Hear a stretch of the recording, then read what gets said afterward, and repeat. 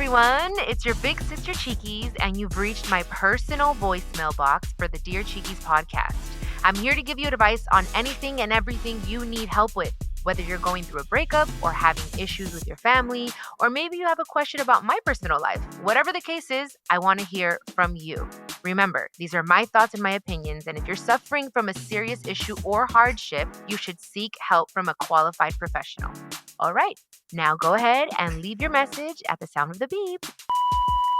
Hi, Chiquis. My name is Diana, and I just want to say I love you so much. I watched all your reality shows, and I just admire you so much. I love how genuine and giving and compassionate you are, and I just love you and your family. So I was wanting to ask you, I recently got engaged to my boyfriend, like longtime high school sweetheart, and we finally picked a date for the wedding. I was just wondering what advice you give me going forward for planning, any tips, what not to stress about, maybe what to splurge on and what you don't have to splurge on. Thank you so much. I love you. Hi, Diana. I love your question, and thank you so much for watching the reality shows. I think those have just given everyone the opportunity to get to know us on a different level, so I really appreciate that. And okay, this is a great question.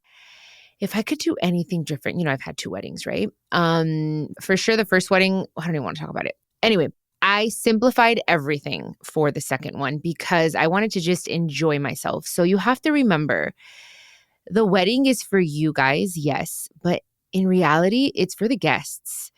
So I want you to really get in the space of, I want to enjoy my wedding. What is going to make me enjoy my wedding? Because people are going to say what they want. Some people will like the food, some people won't. And what I did with my wedding was, I made sure, I was like, if I'm going to spend on anything, I'm going to splurge on good food, on food that I like. Okay. So that's why we went to Javier's, one of my very favorite Mexican restaurants here in LA, and they have one in Vegas. And I was like, okay, I want to make sure I enjoy it before you're thinking of like everyone else. Are they going to like it? No. You have to just think of, okay, the food. Food is so important to me. I don't know. To me, food is super important, and you have to feed people, and it has to be something that you're going to enjoy. Please make sure you eat. Of course, you're hosting, but you have to make sure that you enjoy your day. Your wedding dress is important. You splurge on your wedding dress. That's something you're going to have forever. And hopefully, God willing, give it to your daughter, which, by the way, congratulations on your engagement. I'm sorry, I should have started with that.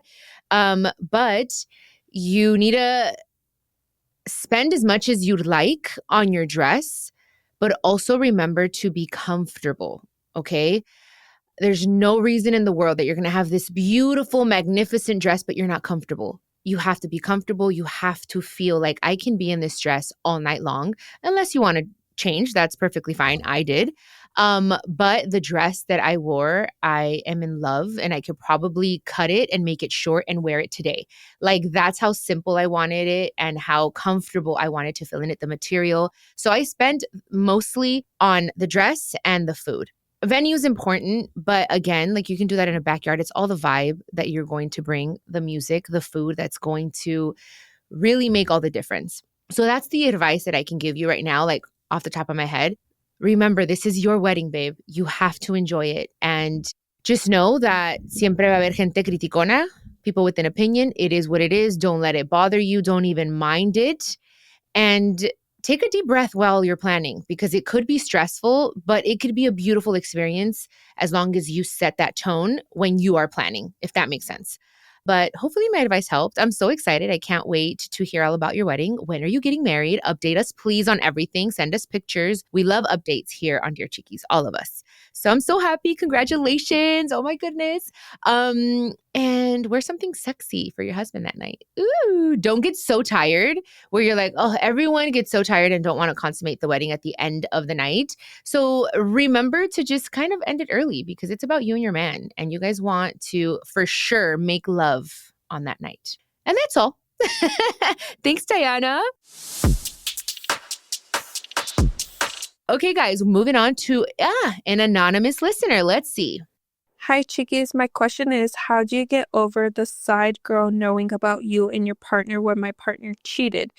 Me and my partner are in a good place. It has been 2 years. She is putting in the work. She's giving me the communication, reassurance, passwords, and everything. I am trying to get pregnant by an IUI. Sadly, I had 2 failed attempts, but I still have that hatred towards that person she cheated on me with because she knew about me and didn't care.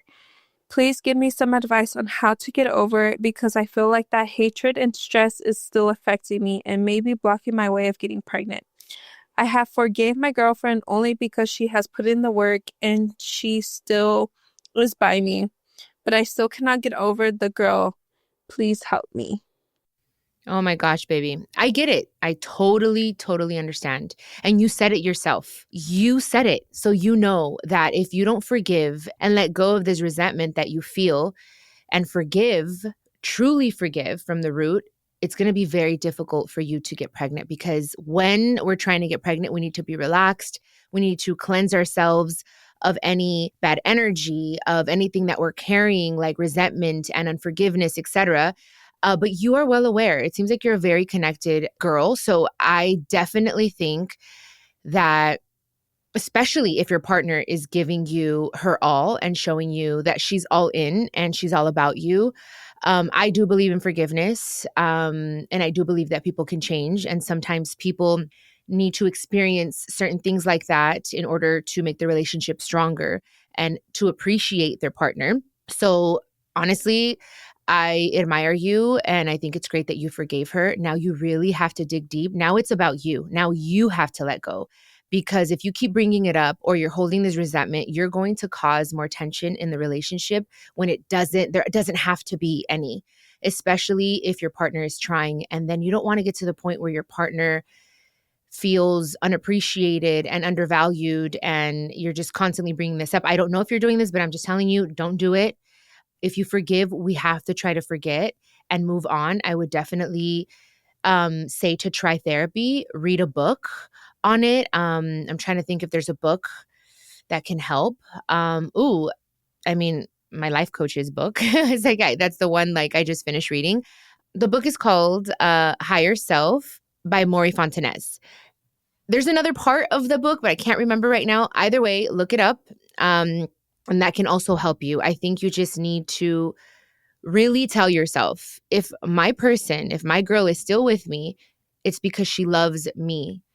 And that was just a moment thing. And I understand it could be hard. I have been there. I get it. And you start thinking all kinds of things, but it's thinking and overthinking is our worst enemy, guys. Like overthinking. I used to do that so much. Now I'm just like, literally me sacudo. And I'm just like, I move my body. I'm like, okay, I'm releasing and I'm surrendering this. Actually, a better book for you for this situation would be Letting Go, The Pathway to Surrender. Okay, look it up, please. This book will help you and show you how to release and how to surrender emotions and past traumas. Oh my gosh, it's amazing. But literally surrendering, babe, and releasing it. It does not belong to you. That is in the past. Don't keep living in the past. That's what causes depression. And it doesn't allow you to move forward. So I know it's easier said than done, but you have to be intentional with this. Like you have to constantly, when you feel that these thoughts are coming in your mind, you need to visualize like it's a rock that you're holding. This person, this situation is a rock and you're holding it around everywhere. It's the rock. It's heavy. And the more you hold it around, it's going to weigh you down. It's going to make your hand hurt. You're not going to be able to do other things because your hand is occupied with holding this rock. Then visualize you letting it go, putting it on the grass, giving it back to the earth. Thank you for the experience, for what I needed to learn from this. I'm going to leave this rock right here because I need this hand to do what I need to do.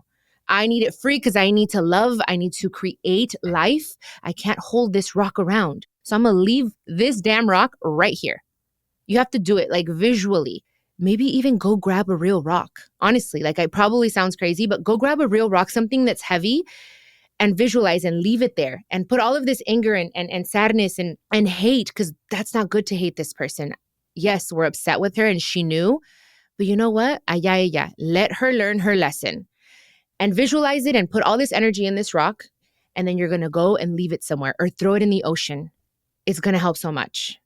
try it. And please let me know if it works, okay? And read the book, and I'm sure that's going to help you a lot. Surrender and release, babe. I'm sending you a big hug. You got this. And good luck with the process of having a baby.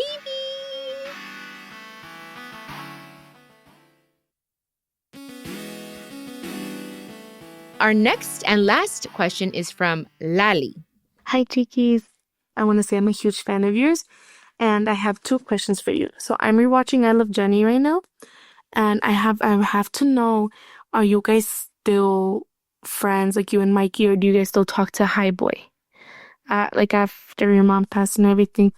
My second question for you is, how would you go about, like, someone that you used to be really, really close to, talk bad about someone you love? Because my old best friend, my ex-best friend, who I stopped being her friend because I found out she was talking bad about me, saying she was pissed how I have other friends. And then I found out that she is talking bad about my dad because he is in prison right now for drugs.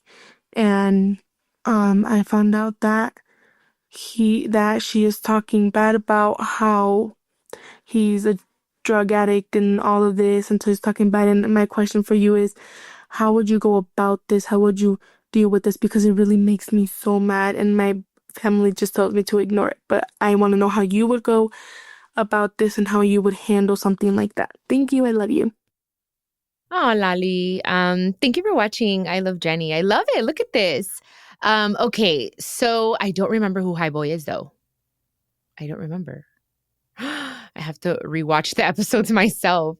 I was trying to remember as I was listening to your voice memo. I can't remember, but I'll get back to you on that. I owe you. I'm sure I'll call Johnny or any of my siblings actually, and they'll remember.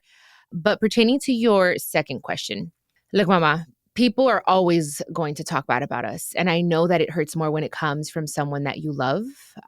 It happened to me, and I had to let go of a friend because I had concrete evidence of her speaking bad about me. I saw a text message, and it broke my heart because sometimes we put expectations on people that aren't realistic. And that's one of the mistakes that we make as human beings, is expecting people to be like us or expecting certain things from people, and they're not capable of it. But I know your family's telling you to ignore them. And at this point of my life, I don't know how old you are. You sound a little young. I'm not sure, but at this point of my life, ignoring is the best thing I could do, for sure. Like, there's so much noise happening right now in my life that I have no control over. And I'm like, well, a lot of them are lies, if not all of them. And it's people that I once loved, and it sucks. Now I just ignore it. I'm like, you know what? I'm going to go about my day. I know who I am. I know the truth. I wish I would have known this when I was younger. So I know it's a lot harder. I don't know if you're getting this information from other people, if you have concrete evidence of her saying it, but I think it all depends.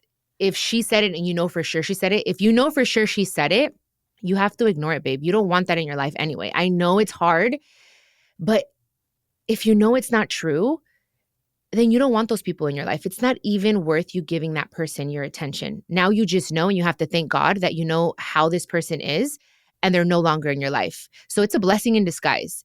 Now, if someone else is telling you she said these things and you don't really know and there's no concrete evidence, then you need to toughen up and face it and ask her, are you saying these things in a way that's not confrontational, through a text message maybe, not to fight, but just to get clarity.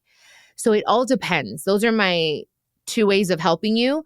But really, babe, people are going to talk and say so many things about us. And unfortunately, that's just the way life is. But as long as you know who you are in your heart and in your mind, and you know who your dad is, whether some of it may be true, half of it is true or not, you know what? What other people think about you is not your business. And I mean it in the way of like, you don't even know me.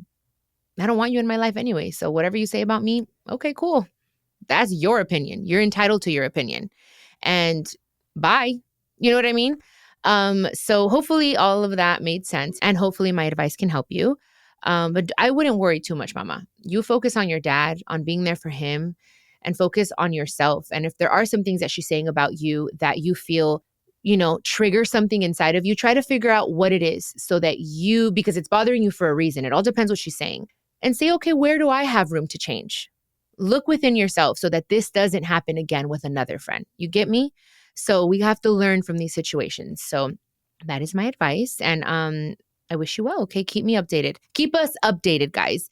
Oh my gosh. I love you guys, all the questions. And to know that you guys still love I Love Jenny. I love it too. I need to watch it. Actually, I need to figure out who High Boy is. But thank you guys. Thank you guys so much. I love seeing clips on TikTok and just reliving those moments. And so I just want to say thank you guys. And if you have a question, please leave it at speakpipe.com/Chiquis and Chill podcast. I'd love to hear from you, and I'd love to give you advice from the bottom of my heart. Okay, hasta la próxima. This is a production of iHeartRadio and the My Cultura Podcast Network. Follow us on Instagram at My Cultura Podcast and follow me, Chiquis, that's CHIQUIS. For more podcasts from iHeart, visit the iHeartRadio app, Apple Podcasts, or wherever you listen to your favorite podcast.